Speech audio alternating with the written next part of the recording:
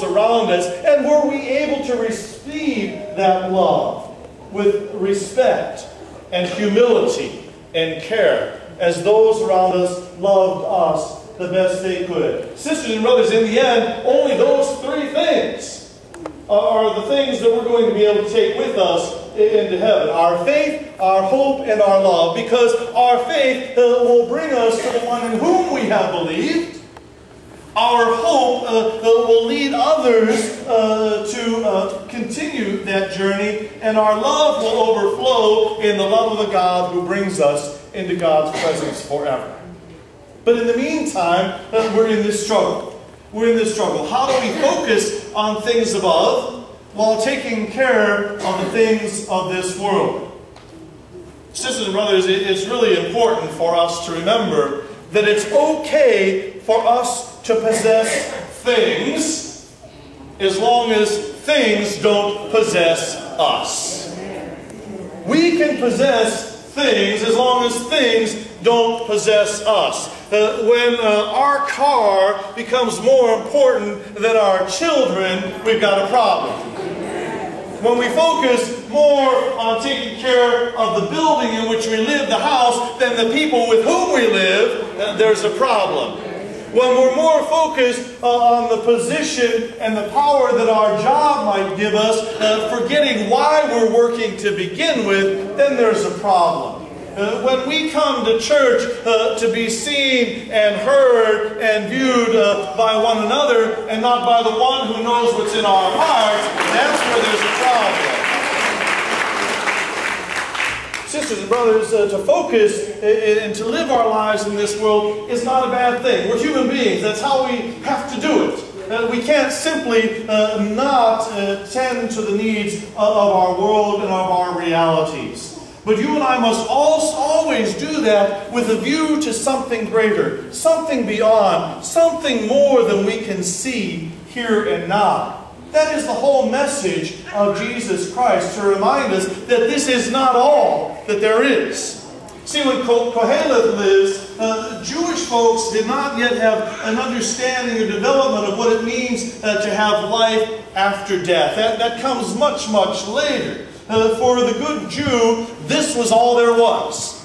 So you remember, if you are blessed by God in this life, then you have abundance. If you are cursed by God, then you are sick and poor and without those things of life, and must rely upon the charity and goodness of others. That's not what Jesus is talking about at all. Jesus is talking about the reality that we must live our lives here and now so that we can enter into something greater, something better, something more than we can possibly imagine. Sisters and brothers, I want more than the body that I have when I get to heaven. I want more than what I can see and experience now when I get to heaven. Because if this is all there is, don't bother me. I'll be content to just stay right here. I've often said Fathom was the next best thing to heaven anyway. But we know, church, we know we're not perfect. But we know there's stuff that goes on in our church family, in our own families. We know that there's stuff that we still need God's healing and forgiveness and mercy in our lives. Just because we're in church doesn't mean we're yet church. We're still working on it. God is still working out the salvation in us and through us and with us, and sometimes in spite of us. Today is a day for us to keep that focus before us, to keep our eyes on the prize, to look to the more, to look to that beyond us in the promise that Jesus gives us. But St. Paul says that we have to set aside all those other things that can cause harm, those things that separate us from being faithful and hopeful and loving, those things that focus on our own needs and wants and desires. Because if all we do is focus on ourselves, sisters and brothers, I promise you, when it comes to that day that we wake up dead, there will be no one to focus on us. There will be no one who even remembers who we were because of the way in which we lived our life. We lived by ourselves, we will die for ourselves. But sisters and brothers, St. Paul tells us, we don't live for ourselves. We don't die for ourselves. We belong to God. We belong to God as the source of who we are, as the end to which we will go. And if we live our life in that reality, then we can't help but see everything around us as a gift. Everything that is around us is a gift. The family member that, yes, steps on our last nerve, they're a gift. The boss that tries our patience day after day, yes, they're a gift. The child that won't listen to us, yes, they are a precious, precious gift.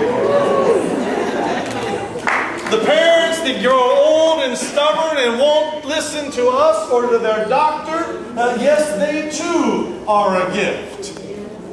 Because if we can see all things as coming from God and returning to God, then the things of this world, in the end, they won't matter at all.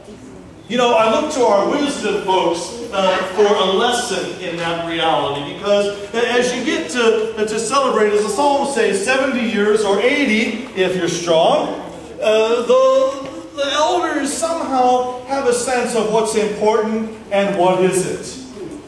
As I went to the hospital to visit someone one day, they had to get up from their bed. And you know those hospital gowns, well, they barely cover what they barely cover. And so as they were getting to rise from their bed, I said, well, excuse me, let me step out for a minute. And they said, oh, brother, don't worry about it. Been there, done that, I ain't worried about it. At this point in my life, you can look at whatever you want to.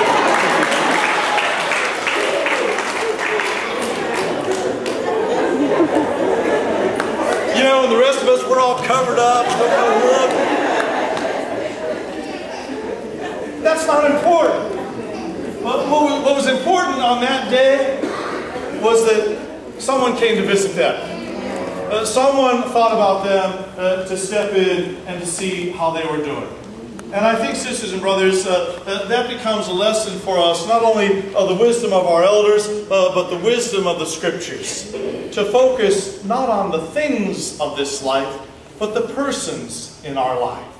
To be able to look to one another and see something of the mystery and power and gift of God in one another. Yes, even the person sitting next to you today. Doesn't matter what we look like, doesn't matter what we're wearing, doesn't matter what we're not wearing. In all of those moments, we are called to focus not on this world, but on the promise of the new life in the world to come.